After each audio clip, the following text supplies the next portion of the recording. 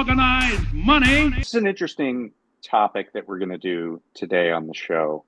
I think a lot of people are kind of in despair about the level of corruption, the level of fraud that's in the government, regardless of whether it doesn't, not necessarily even tied to Trump, but just the fact that corporations are able to extract so much from the government. I think there's a lot of despair around that, and they feel like the government doesn't do enough to police the money going out the door, and corporations use that to benefit. And if you look at it just on the lens of the government isn't doing enough, maybe that's true, but that's not where it has to end. That's right. I mean, the American system of governance is, I think, not well understood, even by Americans, because we have this almost European way of understanding government, which is you have government, you have civil society, and you have business, maybe labor, and government does the enforcement thing against business. And then sometimes business, and sometimes you have unions, and that is how people understand it. But in fact, in America, enforcement historically has actually been done more by private individuals through the court system. Right. So a lot of their early constitutional cases around commerce were private litigants fighting against one another over contracts or public charters or whatever it is. And that's still the case today. Most enforcement, even in, say, antitrust, there's 10 times as much private antitrust enforcement activity as there is public antitrust enforcement activity from the government. So there are other paths here to enforce laws than just relying on the federal or state or local governments. Sure. So many laws have private rights of action. Sometimes they're known as private attorneys general that are out doing this litigation. But what we're going to talk about today is with a couple people who have a new idea of how to do this. And it's kind of a merger between plaintiff law firms and private individual litigants and a journalism outlet, really. Right. So our guest, it's called the Antifraud Company, and it's for-profit enforcers. And it's got two people that I actually worked with, and they're both great. Sahaj Sharda, who is the CEO, he is an anti-monopolist, and he actually first thought of the Anti-Fraud Company while a student at Columbia Law, and he wrote this really good book on the elite college cartel. And he's super entrepreneurial, super energetic. I'm very impressed with him. Very smart guy, but also just very like a hustler, like wants to get things done. And then the other. I was going to take the other. I was going to take the other one. Yeah. Right. So he's the CEO of the company, and the other person we'll have on is David Barclay, who's he's another top co-founder and executive in this company, and he worked with Lina Khan at the Federal Trade Commission, particularly in the healthcare space, getting some really big wins there. Has a lot of expertise in pharmaceuticals and related industries.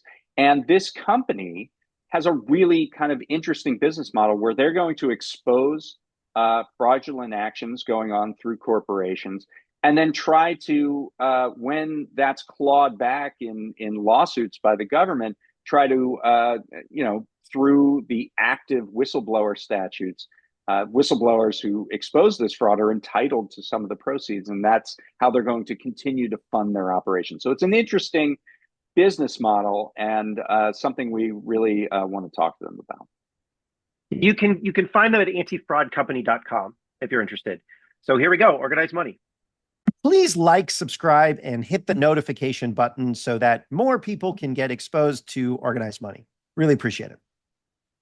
All right. Well, David Barclay and Sahaj Sharda, thank you for coming on Organized Money. Thanks, David. We're very excited to be here. Happy to be here. Yeah, and we're interested in this new company. So I guess the obvious question to start is, what made you want to start this, and what is your plan here? Yeah, so David and I have been members of the anti-monopoly movement for a while, and we've always been looking for ways in which we can help bring more resources to the fight. specifically on the private side, on the plaintiff side, through law firms, through lawsuits. What are the other vehicles for change that exist? And David and I were, sort of collaborating and thinking about ideas for private antitrust cases and things like this. When we realized, there is a payer that participates in a lot of healthcare markets, the U.S. federal government, who's routinely defrauded by the same anti-competitive schemes that impact commercial plans and competitors who are trying to challenge and enter these markets. And so we decided to build a business model around that. And thankfully, there were a variety of government whistleblower programs, like, the Justice Department just launched one for the Antitrust Division. I don't know if you've been following that. There's obviously the IRS one, the famous SEC one. Then there's also the statutory ones, like the False Claims Act and, key TAM relators. And so we've decided to build a business around this where we're investigating what we think to be fraudulent activity in healthcare markets where the government as a payer is adversely affected. And we're really leaning on David's experience here to guide how to build cases as he was at the FTC doing this exact same thing. Okay, so what you mentioned key TAM, right, which is Latin. I don't speak Latin. You mentioned the famous whistleblower thing at the SEC. But let's say I have no idea what any of that is. Yeah. Okay. You do a company and presumably you need to get revenue, right?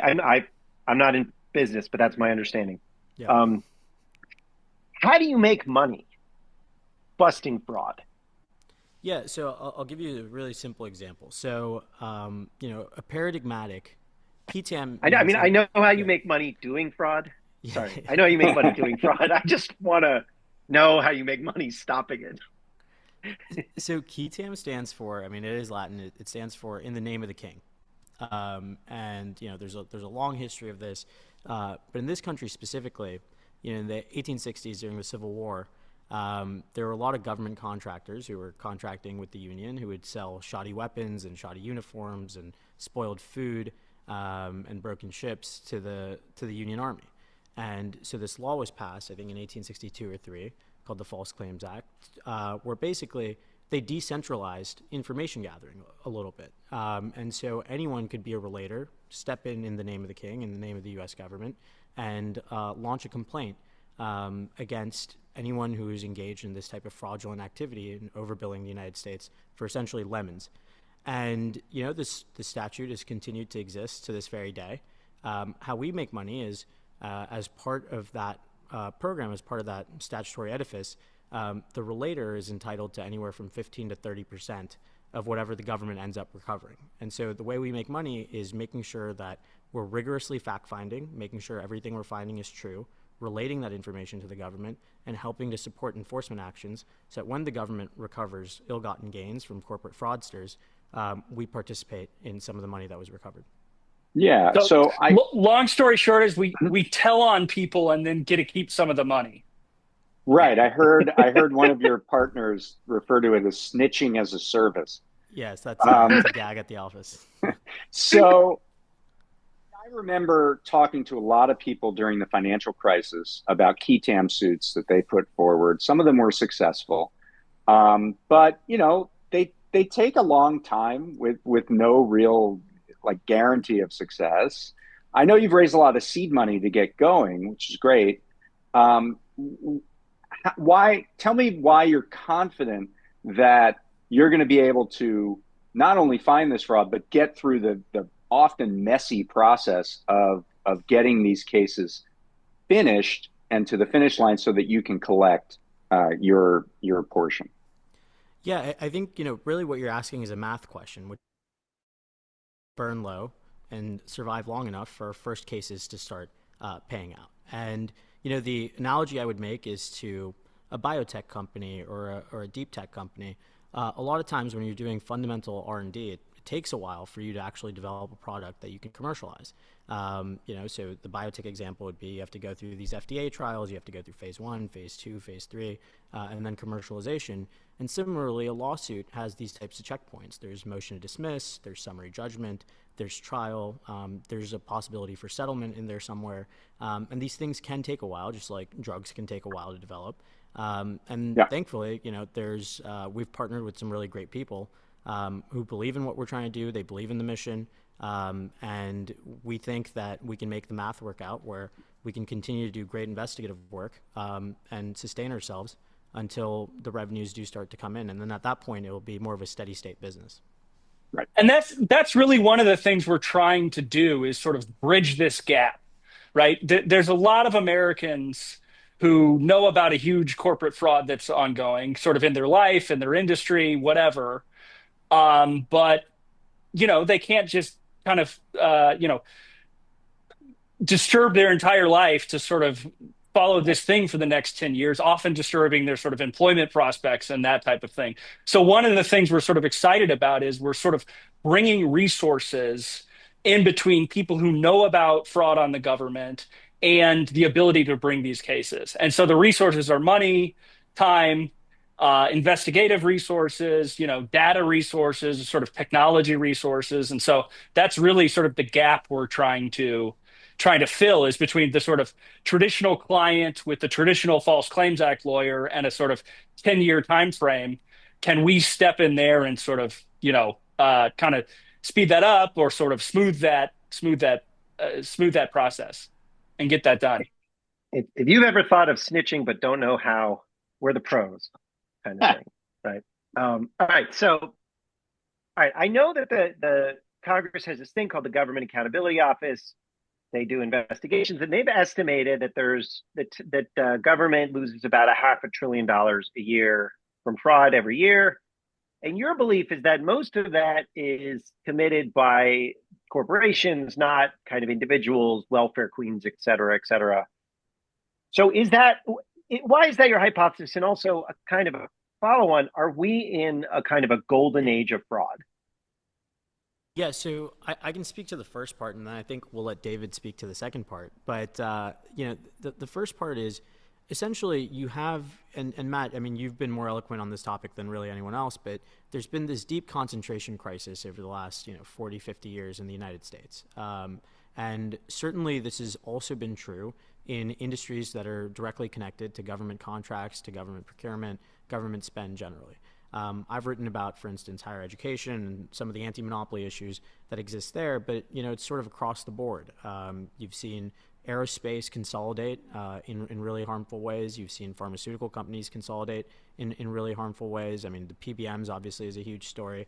And so no matter where you look across major government spending programs, it's $1 trillion a year at DoD, it's $2 trillion almost in healthcare spend. There's been deep corporate concentration on the other end of that spending. And so our view is, to the extent that the Government Accountability Office is properly accounting for how much is going out the door in fraudulent spending, this is a form of hidden inflation, which is really being charged to the American taxpayer by big, greedy corporations. It's actually quite similar to the types of inflation you would see at your corner grocery store or the bodega, where essentially your tax dollars are not going as far as they used to. The fraud is a hidden tax. And one thing I'd add to that is we've not only seen the concentration rise, but the concentration has gone up as we've outsourced services to private actors, right? I mean, so it's been widely reported that Medicare Advantage is a disaster for sort of all sorts of reasons of upcoding and sort of all of these perpetual scandals. And that's, it's largely a result of these corporate behemoths that aren't accountable to anybody, but also we've given these corporations so much power over our sort of core government services. And they often don't have they're either often in on it or they've somehow benefit from sort of lax standards. That's interesting. You're saying that privatization facilitates whether it's cost plus accounting or whether it's just straight up fraud, it facilitates that behavior because it gives them the opportunity. Well, I mean, people should know about David's work at the FTC, which was primarily focused on healthcare. Uh, Maybe you could tell us a couple case studies of how systemic fraud works in that area, in your experience at the government. Pharma pricing issues, generic delay issues in the pharmaceutical world. And before the FTC, I was working on sort of similar projects as a class action plaintiff lawyer. So I've focused on these niche pharmaceutical issues for a while. Um, I don't, the FTC isn't in charge of sort of getting the government's money back, actually. I mean, it protects consumers, it does not protect Medicare, right? Which is done by HHS and the Department of Justice. Um, Sort of one example that I can use. I mean, obviously there's all sorts of sort of dysfunction around PBMs, and there was the several PBM reports. Some other dysfunction that I worked on is this issue of inhaler patents. So this issue called the Mm. Orange Book. There was a number of inhaler manufacturers who were listing sort of irrelevant or sort of frivolous patents in a patent database called the Orange Book. And we sort of challenged a lot of those patent listings when I was at the FTC, and hopefully to bring generic products in those markets, bring generics in those markets faster. Mhm. Um, I can't remember the other part of the question. No, that's good. I mean, there are other examples like one of my favorites is this thing called pay for delay. It's a cute phrase, but it means bribery. It means like we're going to pay you, the generic company, to not do anything. And so, I mean, I'm wondering how that, like, I assume healthcare is going to be a big part of what you do because it's such a big part of the economy. I'm assuming what the mechanisms are to connect that to a defrauding of the taxpayer. Yeah, it might be pay for delay. It may be sort of the traditional generic delay cases. I mean, the government pays for a ton of every drug through Medicaid or Medicare Part D. It may be the sort of traditional generic delay cases are product hopping, pay for delay, Orange Book shenanigans, patent fraud to delay the generics, these types of things. It may also be sort of in the drug pricing cases. So this is closer to PBMs. How are they paying pharmacies? These types of things. Are they sort of complying with laws when they pay pharmacies? These types of things.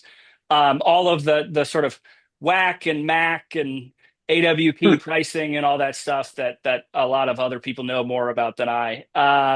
But then there's also sort of totally original ideas and sort of practices that are sort of unknown yet. I mean, there's sort of a million infinite ways to rip the government off and to rip the healthcare programs off. So we're trying to both focus on what we know and sort of keep our eyes open for, sort of infinite permutations of possible gaming and fraud here. There's an interesting dynamic in what you're doing insofar as you're trying to create a profit model, a profitable model for preventing fraud. I mean, I made the joke of how you should really do the fraud because that has better margins. But it is I know it's like a thank you for the When you're in the it really when you're it's in the not that good. when you're in the profit of big when you're in the pocket of big ethics, you have to figure out Right. how to make your money any way you can. Yeah, no, You get I always keep 100% as opposed to the 15 or 30%. So yeah, Right. point taken. No, I mean I've always just told people when they ask me for career advice, I'm like, first of all, if you want to make a money, do the opposite of what I'm suggesting. Not a very like it's just Not very lucrative. But yeah, no, but your model actually can work. I mean, plaintiffs law firms, plaintiffs lawyers can make a lot of money and frequently do. You launched a couple weeks ago, something like that formally. We right? publicly announced a couple weeks ago. Yeah. So what and you did this kind of slick video that I really enjoyed. I thought it was like very cool. And David, I see you like shaking your head. You're like, oh, I'm so right. It's not my so thing. fun. Yeah. Yeah. You got to be in Sahaj front of the is the The camera, man. reaction was great. gotta It was sell. great. It was great. I was wrong. Yeah. Got to give them some zazz. I am with you. I am just like marketing makes me cringe so much, but it's like obviously you need to tell people about stuff. People loved it. What's been the response so far? And either of you answer like what have you got? I'm assuming there was some incoming. Like what kind of what's been the response? Yeah, I'm happy to go first, and then David, if you want to supplement this answer. But basically, the incoming's been really great. We've gotten a lot of talented people inbound who just want to work with us. It's young people. Matt, it kind of reminds me of like when I first found Big. It was like I found a place where like, oh, I want to get connected with these guys. They're working on really Right. interesting stuff, and I felt like we had a sort of similar type of response where when people first found out about the Anti-Fraud Company, people who've been thinking about these things or young people who are motivated by these issues, they finally had a vehicle to get involved a little bit, and so I think that connect really landed. In both their launch video and subsequent stuff we've done in the media. I will say, this is sort of like an intergenerational company in a sense. I'm 27. Our co-founder and CTO Alex is brilliant, and he's 20. Some of our engineers are that young, and then David's sort of our elder statesman a little bit, and what was really interesting about the inbound that we got was How's sort of how's your hip, David? That's good. he Yeah. knows all about healthcare. But the inbound we got was a super diverse range of people with different backgrounds. We got inbound from pharmacists, we got inbound from satellite observation engineers. Like, I mean, it was just like sort of really, really interesting, the type of people who reached out. And so I think that was really the real positive that came from announcing and doing this in a more public way, which was maybe we were both a little bit shy about it, but I'm really glad we did it that way. And so So it sort of spans sort of technologists, tech people, AI people who are sort of interested in our, project, um, good government people, sort of investigative journalism, sort of historic good government people, and then also sort of we've gotten some sort of libertarian type inquiries where it's a way to crack down on overspending, sort of a Doge type thing. So I mean, I think there's a lot of sort of interpretation, a lot of sort of backgrounds that are sort of comfortable with what we're doing or sort of see promise in what we're doing. so I want to get into how we're going to get into how the government does, actually takes cases and stuff. But I want to ask a couple of things about the psychology and sort of the type of person who's coming out that satellite observation engineer or like any like I mean I think all four of us have dealt with people who are mad, right, and are like something is wrong and I want to fix it, right? Um, you know, how, like what kind of and there are often people that want something to be done properly. They're an engineer or they're a nurse or they're some sort of professional who's mad that the thing they were trained to do isn't being done properly. They're often a little bit weird because they're to really distrust power you have to be a little bit weird. um, but is how angry is America right now? Like speaking broadly, does America want to snitch? Is I think the question based on the incoming you've seen. I mean, you guys also have careers before this. You worked on college admissions and collusion there. David, you plaintiff's lawyer. So you guys have seen for a few years, but now you're doing this anti-fraud company. How angry is America? How many people uh, are coming, or like what's the sort of profile of the kind of person who's coming forward? And then I think also if there is a scam, like do lots of people always know about a big scam? Yeah. So, to your first question about what is the mood of the country, I think is what you're trying to get at. Yeah. And, I think the mood of the country in these places that you're talking about, the professional, individuals who've seen their sort of industries either collapse or move in, frankly, unethical directions, it's beyond rage or anger. That came way before. This has been going on for a while. We're now at the stage of determination.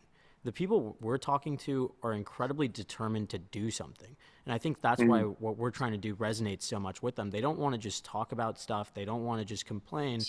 They've been doing that and they feel that nothing has really changed. And so, what this company is meant to be is a vehicle for action. I think the mood of the moment is a mighty mood, and it's a mood that's oriented in actually doing something. And I feel that there's been this sort of like meta theme of hopelessness around policy issues for quite a while, and I think that people are ready to move beyond that now. I think you're seeing that in our politics, but you're also seeing that in the reaction that this company's gotten. what you're doing is you're stepping in to fix a kind of market failure, and the market failure is the failure to police fraud. I'm wondering, I want to know about the nature of that failure. So, obviously, David, you've been in government a little bit. How does the government currently engage in policing fraud or trying to detect fraud, if at all? And I mean, what's the nature of the failure? Why are we at this level where there's $500 billion of fraud or whatever? Yeah, I can sort of talk most specifically about the healthcare system. Um, I would say there's varying levels of sophistication as to how the government currently goes after fraud, right? I mean, they do find, $10 billion sort of scandals at once that turn out to be sort of like somebody in Lithuania that's, able to get a bunch of money out of the Medicare program for sham products or something. And there's, sophisticated systems to track these types of things. One thing I'd say about all parts of the sort of corporate accountability arms of the government is they're dramatically understaffed to the task. I mean, healthcare is 20% of the economy. Uh, so, I don't know how many millions of employees that is, but it's 30 million employees or something. Uh, the number of people charged with sort of holding those that many millions of employees accountable to very specific standards is minuscule. I mean, right? I used to be It's at the it's David FTC. Barclay. Like that's who it is.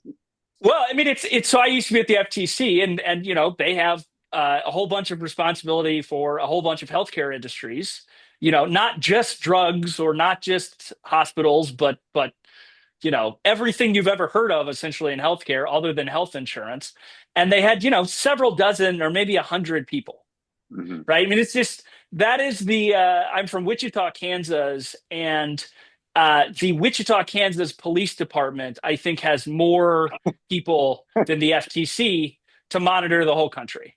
And so like the resource deprivation is the primary is step and one then for me. and then you get into this sort of outsourcing, right? Like I've heard stories that the FTC in the past would kind of lean on big companies to rat out smaller ones that are engaged in fraud in some way or another, which, I mean, I guess it's useful in some way, but if it's systemic, why are you having the largest potential perpetrators try to self-police their own industry? Well, it's the easiest thing to do, right? I mean, if you have a fraction of the resources you need to do something, it will that those types of strategies are very attractive. And the other types of strategies, and this is broader than the FTC. The FTC does go after, has always gone after sort of some big players in this space, but sort of the other side of stuff is sort of the Medicare fraud stuff, and that's often sort of the lower levels that they go after. And there again, I mean, if you're resource constrained, it's a lot easier to go after a clinic overbilling somewhere than it is to go after, Mylan or some huge Hmm. pharmaceutical company. And so one of the things that we can do is we can force the fights, right? So and this is another thing I would say about why the government isn't always great at some of this policing stuff is they tend to not want to lose in court, which means they don't pick some fights.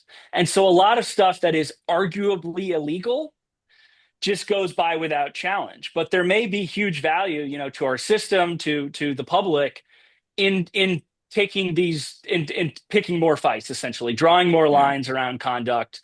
What's legal, what's illegal? Let's draw some lines here and really regulate. And they don't have the resources to do that. Yeah. But that's something we can contribute to. This is like what the IRS does. Like, oh, we're not going to go after big tax evaders because that they might actually fight back. So let's instead go after earned income tax credit fraud or something like that.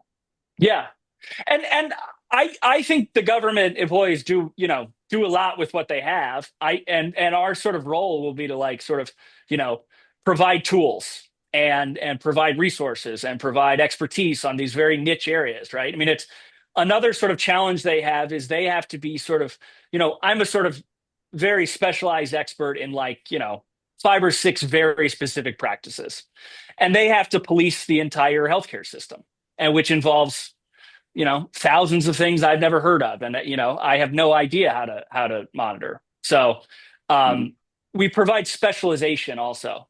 That's sort of the idea here. Yeah, I think the only thing I would add to that is we've met, and David knows a lot of these folks, some truly great public servants throughout both, but even before I was doing this company, throughout the course of this company, and I'm sure it will continue to be that way. The under-resourcing is real, but there's another thing, which is, when you're just sort of like drowning in information, when you have such a broad mandate and there's so many potential complaints coming in, human beings have like sort of perception limits. They're like bandwidth limits. It's like the famous study 7 ± 2. You can only focus on so many things. And, one of the challenges is just like information paralysis. It's like, how do we make sense of everything that we're hearing about all these different markets? How does this piece come together? And, I think one of the things that we're trying to do with the Anti-Fraud Company is try and solve that problem a little bit. We're trying to build really great technical tooling. Again, I have to shout out Alex, our CTO, and our engineering team. They're really, really brilliant at using some of these new AI tools, but also traditional sort of data analytical techniques to sift through so much information in a way that makes things much more coherent, much more understandable, much more legible, and therefore actually supports enforcement.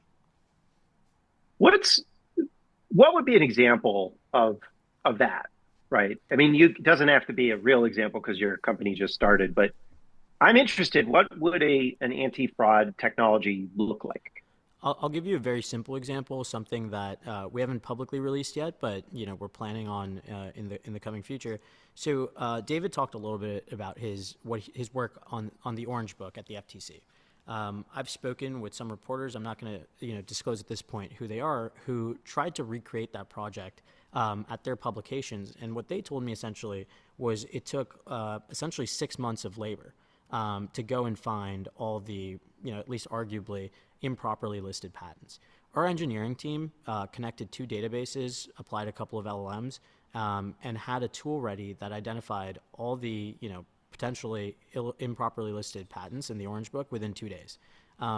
6 months versus 2 days. I mean, that's the type of technical leverage that you can apply to some of these problems. Now, not all of those things are going to be cases. In fact, probably not any of them are going to be cases. But the important thing is sort of as a proof of concept, we can take a look at this stuff from a different lens than what has traditionally been applied. And that's one of the things I'm so excited about with our team here at the Antifraud Company.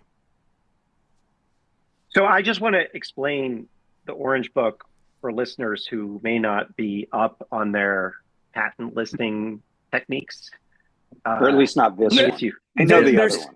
There's tens of people who know about this thing. Yes, there's tens of people who, my understanding, I know it connects well with who listens to this show, actually. Correct. Yeah. There's nine of them listen to this show. Yes, 4 of them are on this show right now. So the Orange Book is the place where if you have a drug, you list it in the Orange Book to say, or if you have a patent, you say, I have a patent. And then that patent goes into force because you listed it in the Orange Book. And so if somebody is trying to develop a medicine, they can look in the Orange Book to see if there's a patent that is in force. And there's crucially, if there's a patent in the Orange Book, it delays the generics presumptively for 30 months. Right. It gives the patent holders some legal rights if they put their patent in the Orange Book, or when they put their patent in. Now, one of the things that's been going on is that companies have been illegally listing patents or sham patents in the Orange Book, particularly with regards to devices, because there's certain legal distinctions between devices and pills. And I'm oversimplifying, I'm sure. But as a result, inhalers in the United States cost whatever, $500 versus $6 in France. And the reason, one of the key reasons, even though the underlying medication went off patent in the 1960s or 70s or something. So this is a scam that that I think David really helped kind of address, which we're going to start to see over the next few years. Like the price of these things is going to come down dramatically. But what Sahaj was talking about is that it's actually hard to go through the Orange Book and find the patents that are, expired or not valid, or for a device instead of an underlying medication, whatever it is. And you were able to do that quickly by hooking up two databases and putting some tools in there. Is that a fair characterization of what you guys did? Yeah, that's exactly right. And what was really interesting about that whole process for me was, if you were addressing this problem from the lens that you're talking about, Matt, which is, inhalers cost a lot. So you'd look at, what are the most popular selling inhalers maybe, and you'd work backwards as to, okay, why are there so many restraints in this market? You'd eventually end up at the Orange Book, and maybe you would find those improperly listed patents. Working in reverse and just figuring out violations of sort of rules, regulations, statutes, contracts, we're finding stuff across the stack, right? So you don't have to wait for the symptoms to get so bad that you then go and investigate. You can also preemptively do some stuff, or at least bring light to places where maybe the problem is just mediocre or medium or getting worse, but hasn't really exploded into the public consciousness yet. And so that for me was a huge insight in the way that we're thinking about this stuff is we can apply a lot of technical leverage here to both bring cases, but also, scorch the earth for other fraudulent practices. Now, just a ballpark, how much money are we talking about with Orange Book fraud? David can probably speak to what the market impact. Ballpark. I'm not going to hold you to it. Alleged. It's probably in the billions of dollars, right? If you think about these inhaler markets, and the cost differential is hundreds of dollars versus tens of dollars, it's probably in the billions of dollars a year. Yeah, it's in the billions of dollars. The difficulty is assigning any number to it because it's a very difficult case on causation and blah blah blah, a bunch of other lawyer stuff. But tens of billions, billions or tens of billions. Yeah. Okay, so it's a lot of money. I just want to and by the way, my understanding, and you guys can correct me if I'm wrong, but you haven't heard of Orange Book, or I hadn't heard of it until a few years ago, and most people haven't heard of it. But there's 100 different Orange Book style things that are going on. And that's why healthcare is super expensive, because there's $10 billion here, $10 billion there. And all of a sudden everything's really expensive and you're not getting anything good for it. That's right. Yeah, it's expensive inhalers plus expensive insulin plus expensive other drugs plus expensive doctors plus Medicare Advantage fraud plus PBMs doing stuff, and then we end up with a healthcare system that costs twice as much as other countries and a lot of yachts, a lot of executives with yachts. Yeah. Don't forget the good stuff. Yeah, I mean, and that's just healthcare, right? I mean, Matt earlier asked if this was a golden age of fraud. And, obviously with the changeover in power, there have been different avenues towards that. So I was listening to somebody today on a just a little clip talking about customs fraud, about how, there's this massive amount of tariffs that are being collected or attempted to be collected, and companies just misreport what they're bringing into the country just to avoid those tariffs or minimizing those tariffs. So that's a new way that this fraud is happening. And I'm curious as to, that seems like a hard one to ferret out. And we don't have to talk about that specifically, but just generically, when we see there's always innovation in fraud economics going on, how are you going to stay one step ahead of that and figure out how to actually figure out what's going on? We actually don't need to be one step ahead of the fraud. We just need to make sure that we're not 10 steps behind, right? What's nice about enforcement is there's a 6-year statute of limitations. As long as we're figuring out this stuff in a timely manner, and helping to bring these cases, helping the government to enforce the law, we will deter future misconduct and future fraudulent activity. That's my view, at least. And so I think, is that just about money, or does that have to go further? I mean, a lot of what we talked about in the financial crisis was nobody saw the inside of a jail cell, and that's the true deterrent. And that's not something you can do from your vantage point. But do you think that once we see a buildup and you sort of, prove out what's going on, do you think the Justice Department and the criminal division needs to get involved? Look, I think, what you're saying about 2008 is very interesting. I think, there's definitely something there. My view is sort of, when it comes to corporate level fraud, yes, I think there probably should be more criminal enforcement, but for our position as a company is that when you raise the costs of committing that type of fraud, and deter people, it also has downstream effects, right? So capital allocators, people on Wall Street, PE firms, et cetera, VC firms, they're thinking about where they want to put their money. And they're going to increasingly invest less in places where fraud isn't as remunerative as it used to be. And so it's sort of, you're kind of killing a lot of infancy fraud, like fraud in the companies that aren't getting funded. Those are schemes that aren't getting hatched. Those are roll-up strategies that aren't getting LPs. And ultimately what that means is in the future, it's a hard counterfactual to prove, but hopefully we have a more ethical, fair, and frankly productive economic system.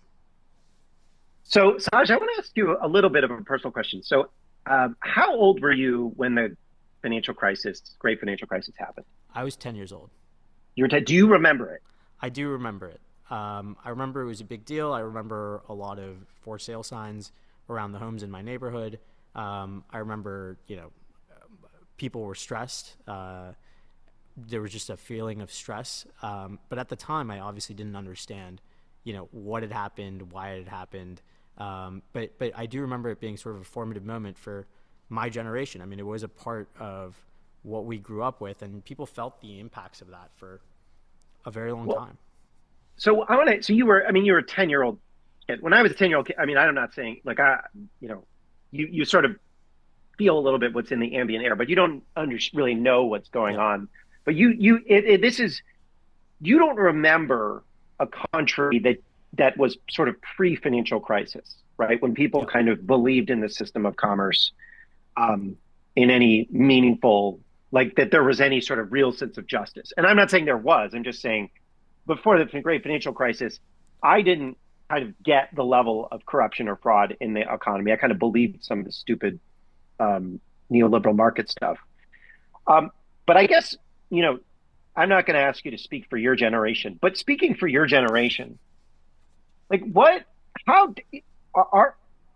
do you think about it and how do people your age and younger think about the problem of fraud, considering that it is something that is very normalized and has been your entire life?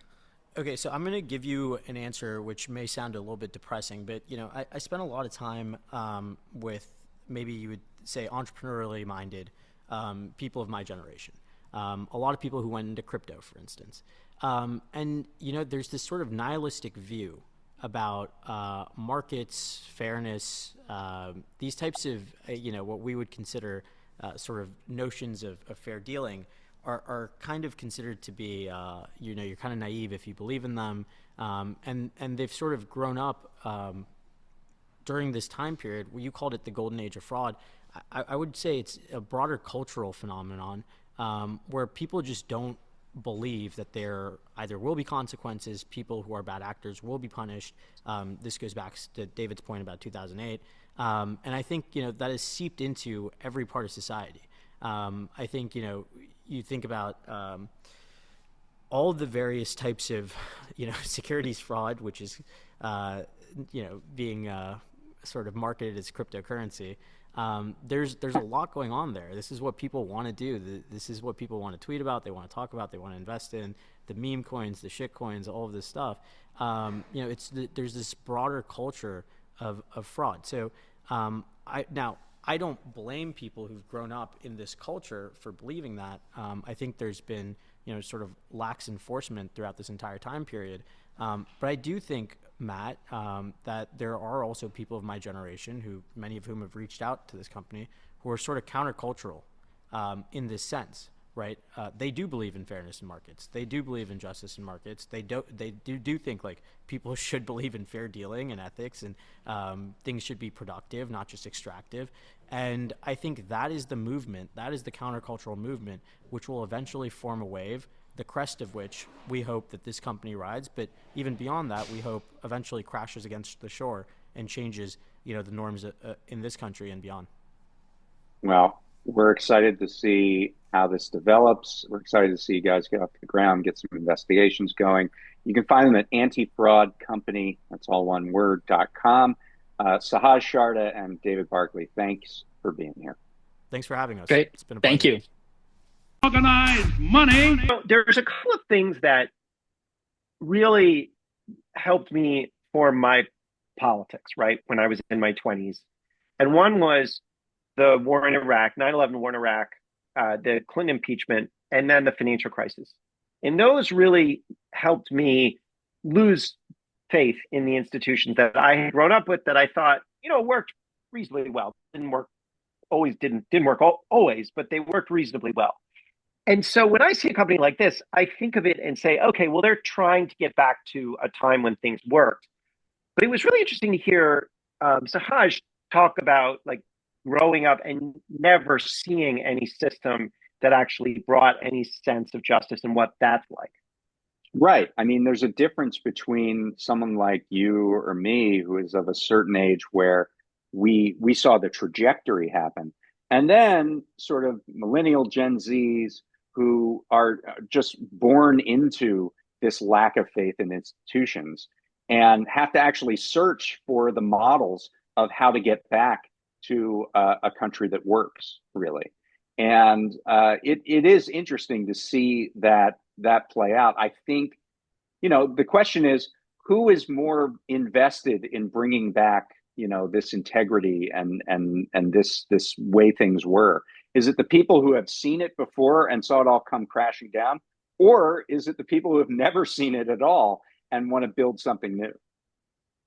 Well, I mean, it's an interesting question. I would say one thing about their generation versus our generation, or older generations than us, is they just don't have any financial assets, right? No. Whereas the older you are, the more financial assets your generational cohort has. I'm not saying everybody, there's a lot of inequality within generations too, but when you're talking about somebody who's Sahaj's age, or you're talking about somebody who, like, when they look around, their friends, the people that they know, it's just not a common thing in their generation to kind of buy a house and have a normal family. And when I say normal, I mean what I mean is just the classic white picket fence.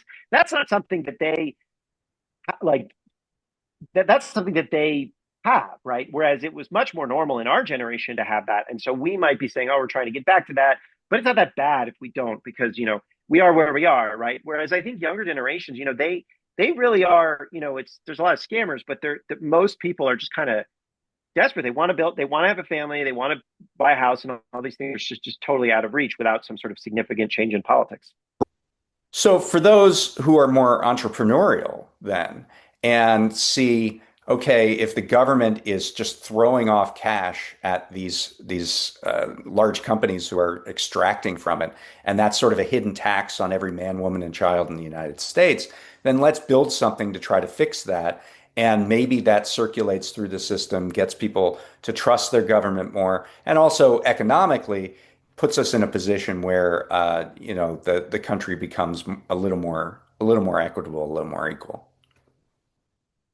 Right. I mean, I think the open question for me is, to what extent is our ventures like the Anti-Fraud Company representative of a generation, or representative of sort of people just kind of taking responsibility for the country, the city, whatever, in their own hands? And to what extent is it just an anomaly? And I think we'll see, because what they're trying to do is their bet ultimately is that there are enough people in this country that believe in integrity to go to them and say, look, I'm going to fight this bad thing that I see. And that there are enough people in government who believe in integrity to take that into the court system and to get some sort of remedy. And I will say, even though people don't go to jail, even though there aren't even though the remedies are parking tickets, they are there. I mean, a $10 billion remedy for a fine for a $20 billion crime is not good. We would call that a parking ticket, but it would be profitable for the Anti-Fraud Company if they were able to get a $10 billion fine on a $20 billion crime. So it's not that it can't work, even if you think that things aren't, like, even in a a cynical system, it could still work and be profitable.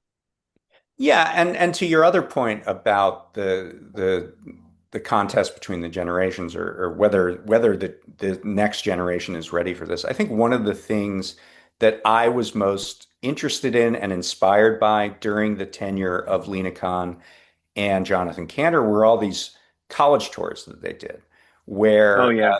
they were going out to campuses and talking to young people who were inspired by them, and the wave of adulation that there was around Lena and around Jonathan, and the real interest in these ideas that we've seen, I think bodes well that there is a group of people. I mean, it doesn't have to be a whole generation, right? But there is a group of people that are really committed and dedicated to getting us back to that place. Yeah, I mean, I ran into this law student at my organization's anti-monopoly summit a couple of a couple of weeks ago, maybe a month and a half ago. We did an episode on that, and what she said was, I think she was at one of the she was at it's not a top law school, it's a sort of like one of those law schools where people go um, to become corporate lawyers, right? And they're good. They're like workmen, like they're like not fancy. They're workmen like. The kind of law school you want to hire a lawyer out who's going to do work and is going to do the job and really well and is not going to be like super fancy about it.